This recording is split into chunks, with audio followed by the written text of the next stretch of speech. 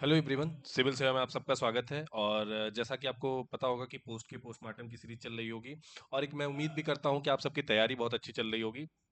उसी कड़ी में ये तीसरा वीडियो है, जिसमें कि आपको दो वीडियो पहले मिल चुके हैं, जिसमें कि पहले जीएसटी इंस्पेक्टर का था, दूसरा एएसओ इन सीएसएस का था, और तीसरा है ये एएसओ इन एमईए, जो कि one of the most demanding post होती है, सबसे ज़्यादा डिमांड में होती है।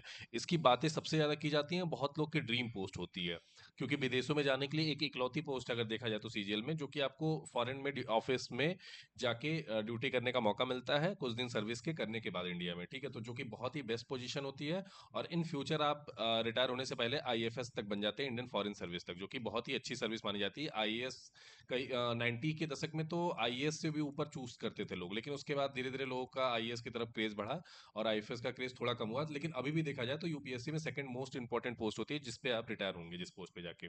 उसी कड़ी में बात करेंगे हम लोग, कुछ इंपॉर्टेंट चीजों पे बात करते हैं, जिन्होंने पहले वीडियो देखा है उनको पता होगा। उसी कड़ी में हम लोग ये बात करते हैं कि लास्ट ईयर क्या सिचुएशन थी, क्या कट ऑफ था, और आने वाले समय में क्या आपके लिए सेफ स्कोर हो सकता है, उस पर बात करते हैं। वही इसका पोस्टमार्टम होता है कि कहाँ तक आप चीजें पहुंचा सकते हैं। बाकी अगर किसी को क्वेरी हो किसी चीज से लेकर, वो टेलीग्राम पे मुझे मैसेज कर सकता है, मैं टेलीग्राम पे अवेलेबल रहता हूँ। चलिए बात कर लेते हैं। हाँ, उस सीरीज में अगर आपकी तैयारी देखिए नहीं चल रही है, तो मैं एक जीके के लिए क्विज की सीरीज शुरू किया हूँ। ये टेलीग्राम चैनल है मेरा, वहां से जाके आप टेलीग्राम पे जुड़ सकते हैं क्विज के थ्रू, और डेली वहां पे डेली प्रैक्टिस क्विज चलता है, फ्री में है, बिल्कुल फ्री है। यहाँ पे आप आके क्विज प्रैक्टिस कर सकते हैं। दूसरा, उसके बाद एक मेरा मेन चैनल है जहाँ पे मैं वैकेंसी और इन चीज़ों से लेकर के अपडेट करता रहता हूँ, जो कि अभी अभी मैंने आज ही स्टेट वाइज अपडेट की है इनकम टैक्स इंस्पेक्टर की वैकेंसी को। ठीक है, तो जो लोग आईटीओ की, ठीक है, वो जो लोग उस पर नहीं है वो लोग जाके वहाँ जुड़ जाइए, क्योंकि बहुत सारी चीज़ें वहाँ पे मैं प्रोवाइड कराता रहता हूँ। तो चलिए शुरू करते हैं। उससे पहले देखिए, पहली बात कर लेते हैं ना हम लोग। थोड़ा सा कुछ लग रहा है इशू आ गया होगा, जो भी। देखिए, कट ऑफ और वैकेंसी 2023 में क्या थी, आई होप कि आपको ये दिख नहीं रहा होगा। कट ऑफ और की बात कर लेते हैं, उसके बाद फिर थोड़ा सा इस पे आएंगे।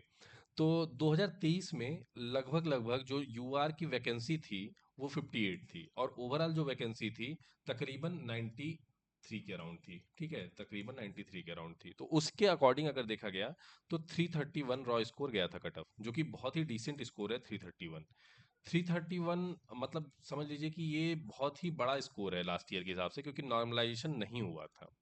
नॉर्मलाइजेशन नहीं हुआ तो उसके हिसाब से देखा जाए तो ये स्कोर काफ़ी बड़ा स्कोर हो सकता है। और अगर बात करें ओबीसी की, तो ओबीसी की भी 329 थी, और ईडब्ल्यूएस की 327 थी, एससी की 311, और एसटी की 307 थी। मैं इस बार थोड़ा सा वैकेंसी जो मुझे लगती है कि 100+ वैकेंसी मिनिमम आनी ही चाहिए, तो उसको उसके अकॉर्डिंग मैं एक डिसेंट डेटा के हिसाब से चलता हूँ।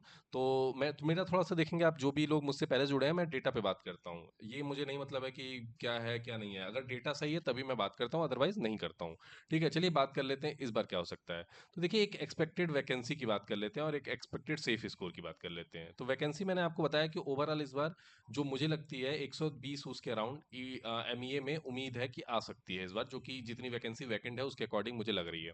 अगर इतनी आ रही है तो अराउंड 50 से 60 के बीच में यहाँ पे वैकेंसी होगी, जो कि इस बार भी अगर नॉर्मलाइज को हटा दिया जाए तो 330 नंबर के ऊपर है, तो आप 100% सेफ हैं एमईए के लिए। अगर ओबीसी में भी देखा जाए तो ओबीसी में लास्ट ईयर वैकेंसी अगर देखा जाए तो कम थी। ठीक है, मतलब 10 वैकेंसी डिसेंट थी, लेकिन 10 थी। अगर परसेंटेज के हिसाब से देखा जाए तो यहाँ पे 27 होनी चाहिए थी, बट वो नहीं थी। लेकिन इस बार उम्मीद है कि यहाँ पे ये वैकेंसी आपको बढ़ती हुई दिख सकती है 30 के अराउंड। और अगर 30 के अराउंड इसमें वैकेंसी हुई, तो उम्मीद कर सकते हैं आप कि यहाँ पे जो आपका कट ऑफ होगा ये 325 के अराउंड होगा। और ईडब्ल्यूएस में भी अगर देखें तो 10 से 12 वैकेंसी की चांसेस हैं, जो कि इनका भी 325 प्लस सेफ स्कोर रहेगा। एससी एसटी में उसी के अकॉर्डिंग रहेगा, सेफ स्कोर 310 और 305 रहेगा। ये मैं सारा रॉ स्कोर बता रहा हूँ, कोई भी नॉर्मलाइज स्कोर नहीं है। इन फ्यूचर अगर 2 शिफ्ट में एग्जाम होता है तो नॉर्मलाइज स्कोर इससे ज़्यादा होगा। ठीक है, ये रॉ स्कोर की बात कर रहा हूँ।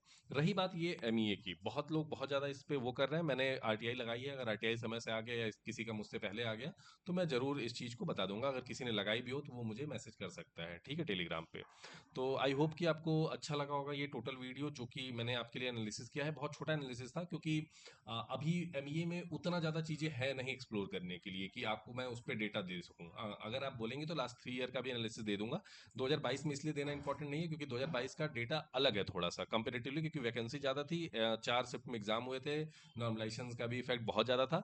आने वाले समय में ये चीज़ें बहुत कम दिखने वाली हैं, इसलिए मैंने लास्ट ईयर का ही डेटा लिया है, और लास्ट ईयर से ही 2 साल से पैटर्न चेंज हुआ है, तो उसके अकॉर्डिंग ही चलेंगे। ठीक है, चलिए मिलते हैं नेक्स्ट वीडियो में, तब तक के लिए धन्यवाद। जय हिंद, जय भारत।